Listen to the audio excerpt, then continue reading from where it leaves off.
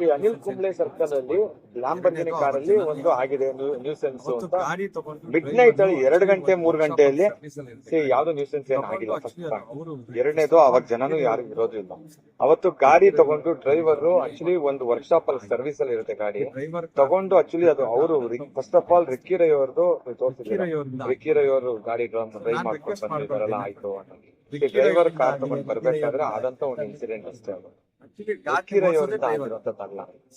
Request ಮಾಡ್ಕೊಳ್ಳೋದೇನಂದ್ರೆ Ricky Rai ಅವರಿಂದ ಆಗಿದೆ Ricky Rai ಅವರಿಂದ ಆಗಿದೆ ಅಂತ ಅನ್ಬಿಟ್ಟು ದಯವಿಟ್ಟು ಹೇಳ್ಬೇಡಿ. ಆಕ್ಚುಲಿ ಗಾಡಿ ಓಡಿಸೋದೇ ಡ್ರೈವರ್. ಸೊ ಡ್ರೈವರ್ ಗಾಡಿ ಓಡಿಸ್ತಾ ಇದ್ರು ಅವರು. ಸೊ ಅವ್ರ ಜೊತೆಗೆ ಬರ್ತಾ ಇದ್ರು ಆಗಿದೆ. ಖಂಡಿತ ಇದ್ರು. ಈಗ ಇಲ್ಲ ಅಂತ ಹೇಳಕ್ ಆಗಲ್ಲ. ಇಲ್ದಿರೋದ್ನ ನಾನು ಇಲ್ಲ ಅಂತ ಹೇಳಿದ್ರೆ ತಪ್ಪಾಗತ್ತೆ. ಸರ್ ಗಮನ ಪ್ರಶ್ನೆ ಸರ್. ಸಮ್ಟೈಮ್ಸ್ ಬ್ರೇಕ್ ಹೊಡೆದ ಗಾಡಿ ಗಮನಕ್ಕೆ ಬಂದು ಆಕ್ಸಿಡೆಂಟ್ ಮಾಡೋಲ್ಲ ಯಾರು. ಗಮನಕ್ಕೆ ಬಂದು ತಗೊಂಡ ಯಾರು ಬುದ್ಧಲ್ಲ. ಗಮನಕ್ಕೆ ಬಂದು ಎಲ್ಲ ಬಂದು ಯಾರು ಇಂಟೆನ್ಷನ್ಲಿ ಮಾಡೋಲ್ಲ. ಬ್ರೇಕ್ ಹೊಡೆದಾಗ ಸ್ಕಿಡ್ ಆಗಿದೆ. ಫಸ್ಟ್ ಅಲ್ಲಿ ರೋಡ್ ಸರಿ ಮಾಡಕ್ಕೆ ಅದೇನಾಗಿದೆ ರೋಡ್ ಎಲ್ಲ ಸ್ವಲ್ಪ ಮರಳೆಲ್ಲ ಇದ್ದಾಗ ಬ್ರೇಕ್ ಹೊಡೆದಾಗ ಸ್ಕಿಡ್ ಆಗ್ತದೆ. ಮೊನ್ನೆ ತಾನೇ ರೋಡ್ ರೆಡಿ ಮಾಡಿದ್ದಾರೆ. ಸೊ ಹಂಗ ಆಗಿದೆ ಅಷ್ಟೇ. ಅದನ್ನ ಬಿಟ್ರೆ ಅದೇನ್ ದೊಡ್ಡ ಇದಾಗ ಆಗಿಲ್ಲ. ಜೊತೆಗೆ ಆಗಿದೆ ಇಮಿಡಿಯೇಟ್ಲಿ ಗಾಡಿ ಕರೆಕ್ಟ್ ಆಗಿ ತಗೊಂಡು ಕರೆಕ್ಟ್ ಆಗಿ ರೋಡಲ್ಲಿ ಡ್ರೈವರ್ ಹೋಗಿದ್ದಾನೆ. ಅವ್ನ ಟ್ಯಾಲೆಂಟ್ ಗೆ ನಾವು ಅಪ್ರಿಶಿಯೇಟ್ ಮಾಡ್ಬೇಕು ಆಯ್ತಾ. ಸೊ ನನ್ನ ಪ್ರಕಾರ ಟ್ಯಾಲೆಂಟ್ ಅಪ್ರಿಶಿಯೇಟ್. ಆಕ್ಸಿಡೆಂಟ್ ಅಲ್ಲಿ ಆಗಿರುತ್ತೆ.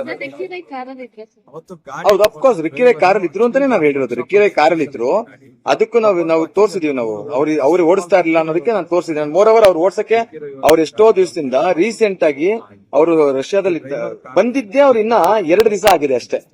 2 ದಿವಸ ಆಗಿದೆ. ಅದಕ್ಕೆ ಇವರು 3 ಅವರ್ ಕೂರಿಸ್ಕೊಂಡು ಇಷ್ಟೊತ್ತು ಒಂಥರ ಹಿಂಸೆ ಕೊಟ್ಕೊಂಡು ಇಷ್ಟೊಂದು ಎಷ್ಟು ಆಕ್ಸಿಡೆಂಟ್ ಕೇಸ್ಗಳಲ್ಲಿ ಎಷ್ಟು ಕೇಸ್ಗಳಲ್ಲಿ ನಾನೇ ಒಂದು ಪ್ರಶ್ನೆ ಮಾಡ್ತೀನಿ. ಎಷ್ಟು ಕೇಸ್ಗಳಲ್ಲಿ ಇದೇ ತರ ಎಲ್ಲಾರನ್ನೂ ಕರ್ಸ್ಕೊಂಡು ಫಿಟ್ಟಿಂಗ್ ಮಾಡ್ಬೇಕಿರ್ಬೋದು, ವೀಲಿಂಗ್ ಮಾಡ್ಬೇಕಿರ್ಬೋದು, ಅಥವಾ ಎಷ್ಟೋ ಇಡೀ MG ರೋಡ್ ಬ್ರಿಗೇಡ್ ರೋಡ್ ಅಲ್ಲಿ ಇವಾಗ ರಂಜಾನ್ ದಿವಸ ರಾತ್ರಿ ಎಲ್ಲಾ ಗಾಡಿಗಳು ಹಂಗೆ ಓಡಾಡ್ತು. ಎಲ್ಲಾ ಗಾಡಿಗಳನ್ನು ಎಷ್ಟು ಗಾಡಿಗಳನ್ನ ಮಾಡಿದ್ರು, ಯಾರು ಮಾಡಿದ್ರು ಅನ್ನೋದು ನಿಮ್ಗೆ ಗೊತ್ತಿದೆ ಬಿಡಿ, ನಾ ಹೇಳೋದ್ ಬೇಡ ಆಯ್ತಾ.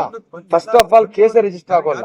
ಅಲ್ಲೇ ಗಾಡಿ ನಡೀತಾರೆ, ಅಲ್ಲೇ ಒಂದು ಫೈನ್ ಹಾಕ್ತಾರೆ, ಗಾಡಿನ ಬಿಟ್ಟು ಕಳಿಸ್ತಾರೆ. ಬಟ್ ಸ್ಪೆಷಲಿ ಈ ಕೇಸಿಗೆ ಮಾತ್ರನೇ ಯಾಕೆ FIR ಹಾಕಿದ್ರು, ಯಾಕೆ ಅವ್ರನ್ನ ಕೋರ್ಟ್ ತನಕ ಕಳ್ಸಿದ್ರು, ಯಾಕೆ ಇಷ್ಟೊಂದು ಅವ್ರಿಗೆ ಮಾನ್ಯತೆ ಕೊಟ್ಟು ಅಷ್ಟೊಂದು ಅವ್ರಿಗೆ ತೊಂದರೆ ಕೊಡ್ಬೇಕು ಅನ್ನ. ಅವ್ರು ಬಂದಾಗೆಲ್ಲ ಇಂಡಿಯಾಗ್ ಬಂದು ಒಂದು 2 ದಿವಸ ಆಗಿರುತ್ತೆ. ಏನೋ ಮಾಡಿದ್ರೆ ಸಾಕು ರಿಕ್ಕಿ ರೈ ಮೇಲೆ ಟಾರ್ಗೆಟ್ ಮಾಡ್ತಾರೆ. ಉದ್ದೇಶ ನನ್ಗೆ ಇವತ್ತು ಅರ್ಥ ಆಗ್ತಾ ಇಲ್ಲ. ರಿಕ್ಕಿ ರೈ ಮೇಲೆ ಟಾರ್ಗೆಟ್ ಮಾಡ್ತೀರಾ ಅಂತ ಒಂದು ಸರ್ ಒಂದನ್ನ ಅರ್ಥ ಮಾಡ್ಕೊಳ್ಳಿ ಸರ್.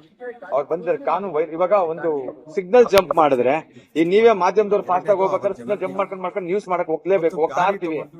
ಸಿಗ್ನಲ್ ಜಂಪ್ ಮಾಡಿದ್ರೆ ಸಿಗ್ನಲ್ ಜಂಪ್ ಮಾಡಿರೋದಕ್ಕೆ ಫೈನ್ ಹಾಕ್ಬೇಕು. ಕರೆಕ್ಟಾ? ಅಷ್ಟೇ. ಈ ಅಕಸ್ಮಾತ್ ಯಾರನ್ನ ನಮ್ ಡ್ರೈವರ್ ಇವಾಗ ಡ್ರಿಫ್ಟಿಂಗ್ ಆಗಿದೆ ಅಂತ ಇವ್ರು ಹೇಳ್ತಾರೆ. ನಾವು ಆಕಸ್ಮಿಕವಾಗಿ ಬ್ರೇಕ್ ಹೊಡೆದು ಆಗಿರೋಂಥದ್ದು ಓಕೆ.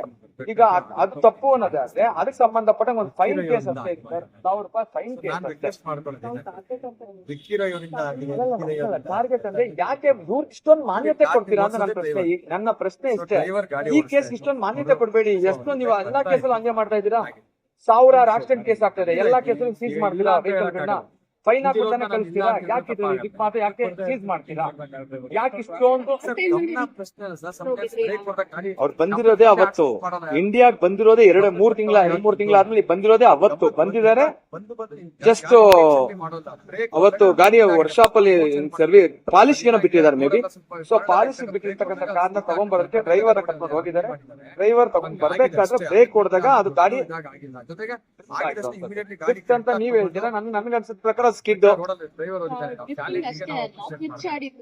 ಇಲ್ಲ 100% ಇಲ್ಲ. ಅಷ್ಟೊಂದೆಲ್ಲ ಇನ್ನ ಇಲ್ಲ. ಅದು ಅಷ್ಟೊಂದು ಮುತ್ತಪ್ಪರಿ ಅವ್ರ ಮಗನಿಗೆ ರಿಕ್ಕಿ ರೈಗೆ ಕಿರ್ಚಾಡ್ಕೊಂಡು ಮಾಡುವಂತ ಅಷ್ಟು ಕ್ರೇಜ್ ಅಲ್ಲ ಇಲ್ಲ. ವೆರಿ ಡಿಗ್ನಿಫೈಡ್, ಬಹಳ ತೂಕವಾದ ವ್ಯಕ್ತಿ. ಅಷ್ಟು ರೋಡಲ್ಲಿ ಯಾರೋ ನೋಡಿದವ್ರು ಕಿರ್ಚಾಡಿರೋದು ತಾವು ನೋಡಿರ್ತೀರಾ. ಪಾಪ ಅವ್ರು ಯಾಕೆ ಕಿರ್ಚಾಡ್ತಾರೆ?